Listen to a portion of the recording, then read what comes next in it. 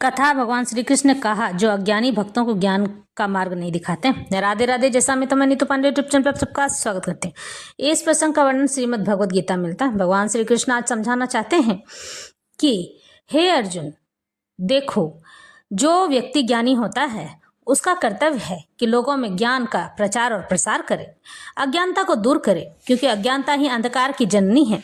और जो अंधकार में डूबा रहता है वह किसी भी कार्य को सही तरीके से नहीं कर सकता है। खुद तो गलत चलेगा ही, लोगों को भी गलत का ही मार्ग दिखाएगा। इसलिए ज्ञानी मनुष्य का कार्य है कि ज्ञान को बढ़ावा दे और उसे उत्तम प्रकार से समझाए कि किसी भी तरह से अज्ञानता में नहीं डूबना है, किसी भी तरह से किसी भी चीज पर अंधा विश्वास नहीं कर लेना है। पहले देखना है, समझना है और फिर विचार करके ही उस पर अमल करना है। यानी विचार करने के बाद ही उस कार्य को करना है। जब उसे यह मालूम हो जाए कि यह कार्य करने में भलाई है तभी। और जो मार्ग ईश्वर की ओर हमें प्रशस्त करता हो, ईश्वर की ओर ले जाता हो, वही ज्ञान का मार्ग है। वही मार्ग पर मनुष्य को चलना चाहिए। एक अज्ञानी मनुष्य सारे समाज को गंदा कर सकता है, लेकिन एक अज्ञानी मनुष्य किसी भी प्रकार से ज्ञान नहीं बांट सकता है। लेकिन वहीं अगर एक ज्ञानी मनुष्य खड़ा हो जाए तो वह अज्ञानता को दूर करके ज्ञान का प्रकाश फैला सकता है। ज्ञान से मनुष्य के जीवन का लक्ष्य प्रदर्शित होता है, यानी कि वह जान जाता है कि उसे क्या करना है और क्या नहीं करना है। ज्ञान के कारण से ही मनुष्य यह सोचने को मजबूर हो जाता है कि मैंने जो पहले गलती की थी उस गलती को अब मैं दोहराऊंगा नहीं। भगवान कहते हैं कि जिस भी प्रकार से हो सके मनुष्यों में ज्ञान का प्रचार और प्रसार करते रहना चाहिए। मनुष्य जब अपने ज्ञान की ओर अग्रसर होता है तो वह धीरे धीरे मुझ तक ही पहुंचता है और समाज का कल्याण करता है। जो लोग इस तरह के कार्यों में संलग्न रहते हैं, यानी कि एक साथ चलते हैं लोगों को लेकर और उन्हें ज्ञान बांटते फिरते हैं, इनके रास्ते में बहुत सारे लोग आकर बाधक बनते हैं। लोग ये कहते भी हैं कि ढोंगी है, ढकोसला करता है, ये क्या जानेगा ज्ञान बघारना। इस तरह से लोग कहते रहेंगे। लेकिन जो मुझ पर विश्वास करता है और ज्ञान को ही सर्वोत्तम मानकर मुझे अर्पित और समर्पित करके आगे चलता है, वही व्यक्ति, ज्ञानी व्यक्ति ही समाज को अज्ञानता से दूर कर सकता है। और ऐसा एक व्यक्ति भी मिल जाए तो वह अज्ञानता के बीच में, यानी कि अंधेरे में रोशनी के समान कार्य करता है। इस तरह से मैं हमेशा कहता आया हूँ कि अज्ञानता से दूर रहो और ज्ञान को अपनाओ।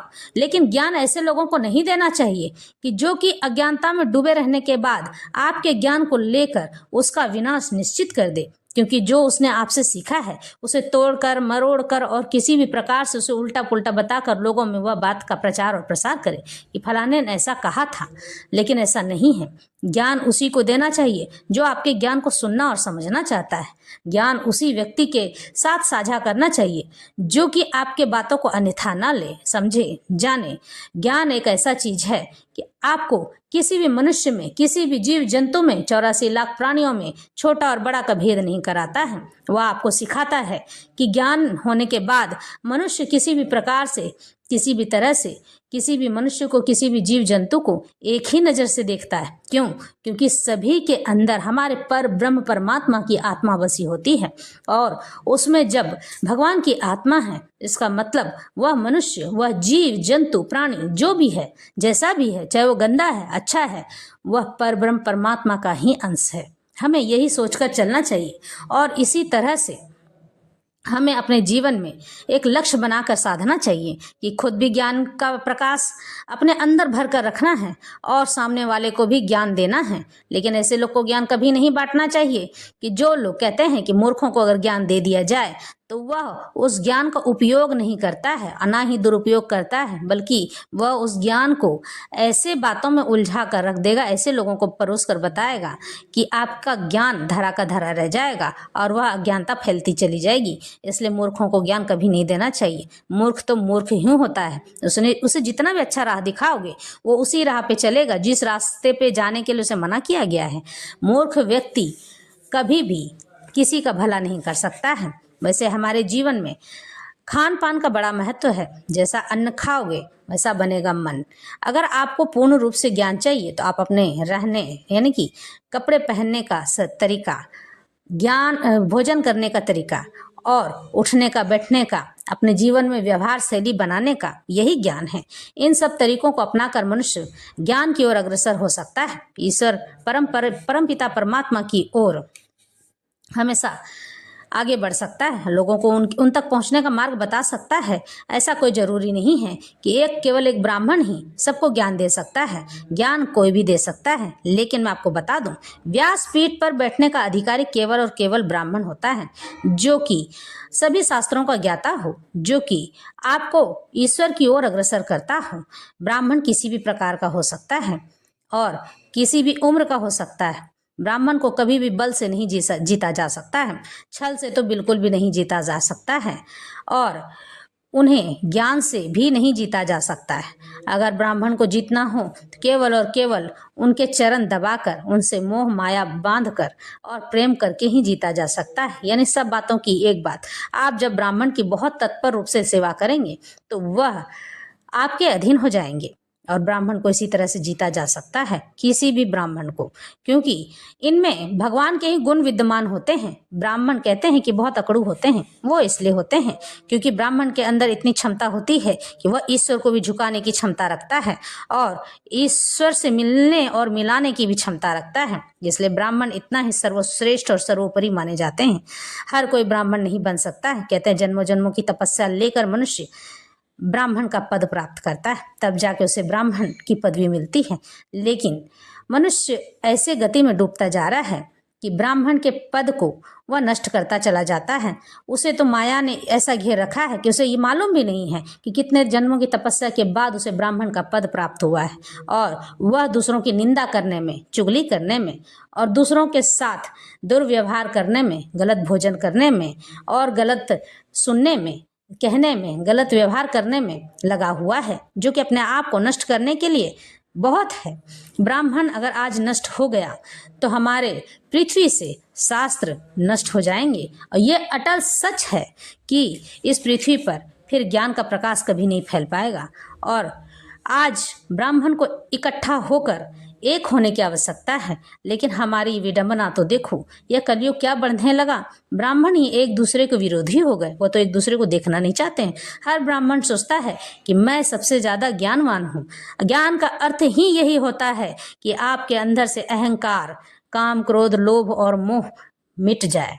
जब जिस मनुष्य के भीतर से यह चारों चीज नहीं मिटती हैं, समझ लो कि उसके अंदर भी ज्ञान भरना बाकी है।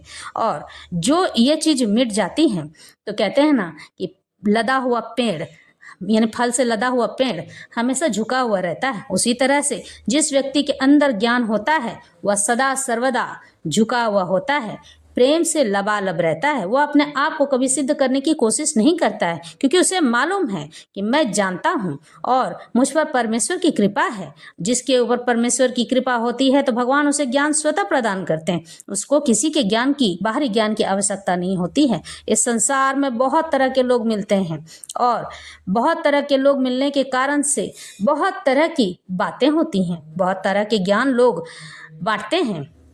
लेकिन ये कोई ज़रूरी नहीं है कि बहुत तरह की बातें आपको पता चले, बहुत तरह के ज्ञान पता चले तो वो ज्ञान सच्चा ही होगा। कई लोग ज्ञान को तोड़कर मरोड़कर उल्टी सीधी बातें करके एक दूसरे की बातों को सुनकर उसी को दोहराते चले जाते हैं। ऐसा नहीं होना चाहिए, बल्कि गुरु या ज्ञान देने वाला व्यक्ति ऐसा होना चाहिए कि जिसके पास शास्त्रों का ज्ञाता हो, ईश्वर का परम भक्त और सच्चा भक्त हो। डिग्री कोई मायने नहीं रखती है, क्योंकि जिसके पास सच्चा ज्ञान होता है वह डिग्री का मोहताज नहीं होता है। डिग्री तो सांसारिक जीवन के लोग खोजते हैं, भगवान तो हमें उच्च पद पर अपने आप बिठा देते हैं।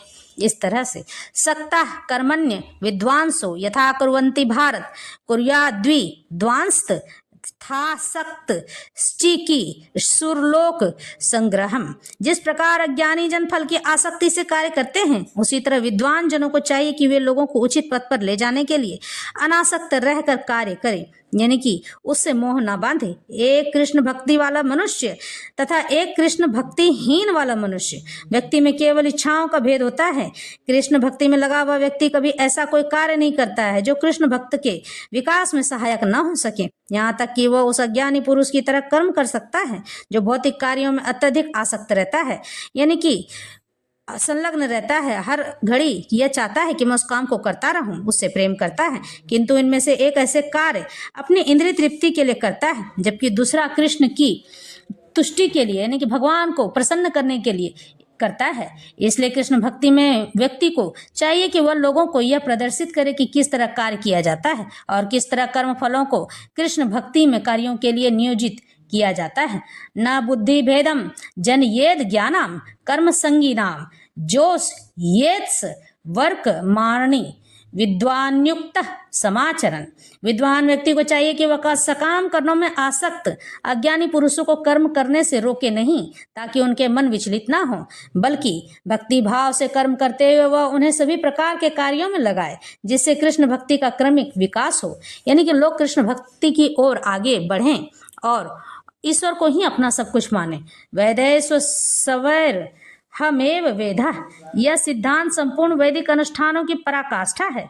सारे अनुष्ठान, सारे यज्ञ कृत्य तथा वेदों में भौतिक कार्यों के लिए जो भी निर्देश हैं, उन सबों समेत सारी वस्तुएं कृष्ण को जानने के निमित्त हैं, जो हमारे जीवन के चरम लक्ष्य हैं।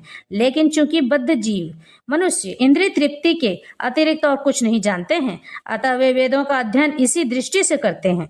किंतु सकाम कर्मों तथा वैदिक अनुष्ठानों के द्वारा नियमित इंद्रिय तृप्ति के माध्यम से मनुष्य धीरे धीरे कृष्ण भक्ति को प्राप्त हो जाता है। भगवान कहते हैं कि कुछ लोग ज्ञान को केवल अपने मन को प्रसन्न करने के लिए और अपनी आजीविका बनाने के लिए, यानी कि उससे जो धन आएगा हम उससे सुख भोगेंगे, ऐसा कहकर ज्ञान प्राप्त करते हैं और लोगों में ज्ञान इसी तरह से बांटते हैं। लेकिन ज्यों ज्यों वह ज्ञान बांटता चला जाता है, उसे पुण्य फलों की प्राप्ति होती है। और भगवान इसी जगह यहाँ कहते हैं कि जब उसे पुण्य फलों की प्राप्ति होने लग जाती है, तो उसका पुण्य फल उसकी ओर अग्रसर होकर वह धीरे धीरे स्वतः ही मुझ तक पहुंच जाता है और मुझ में लीन होने लगता है। फिर धीरे धीरे उसके मन में जितनी भी इंद्रिय तृप्तियां यानी सांसारिक सुख भोगने की इच्छा रहती है, वह सुख नहीं भोगता है और धीरे से इस बात को वह मानने लग जाता है कि मैं किसी भी प्रकार से ईश्वर से विरक्त नहीं हूँ, यानी अलग नहीं हूँ। जो होता है सब ईश्वर की मर्जी और इच्छा से होता है। किसी भी मनुष्य में इतना सामर्थ्य कहाँ कि उनके बनाए हुए मार्ग पर या फिर उनके लिए हुए निर्णय को टाल कर जा सके। कोई भी व्यक्ति अगर भगवान की भक्ति करता है तो ईश्वर की मर्जी होती है, ना कि उस मनुष्य की। और लेकिन फिर भी समाज के लोग हैं उसे चार बातें सुनाते रह जाते हैं, पीठ पीछे उसकी अवहेलना करते हैं, कहते हैं कि तुम हमारी तरह क्यों नहीं हो, हमारे तरह भौतिक संसार में जियो, इस तरह से रहो, खाओ, हमारी तरह भोग करो। लेकिन वह यह समझना ही नहीं चाहते हैं कि जब भगवान का आदेश होता है तो बड़े से बड़ा व्यक्ति भी उसके सामने ढेर हो जाता है और उस बलहीन व्यक्ति को इतना बलशाली वो बना देते हैं कि स्वयं खड़े होकर उसकी रक्षा करने लग जाते हैं। भगवान कहते हैं कि जिसकी रक्षा मैं करता हूँ उसको तो कोई गिरा नहीं सकता है, लेकिन जिसे मैं उठाना चाहूँ उसको कोई गिरा नहीं सकता है, लेकिन मैं जिसे गिरा दूँ उसे कोई उठा भी नहीं सकता है। इसलिए मेरी शरण में रहो, मैं ही सभी चीज़ों का कर्ता धर्ता हूँ, सभी कार्य मुझसे ही संपन्न होते हैं और जब मैं जिस चीज़ का आदेश कर देता हूँ उस आदेश का पालन पूरा ब्रह्मांड करने लग जाता है। नियति ही ऐसी लिख दी जाती है। प्रेम से बोलो राधे राधे।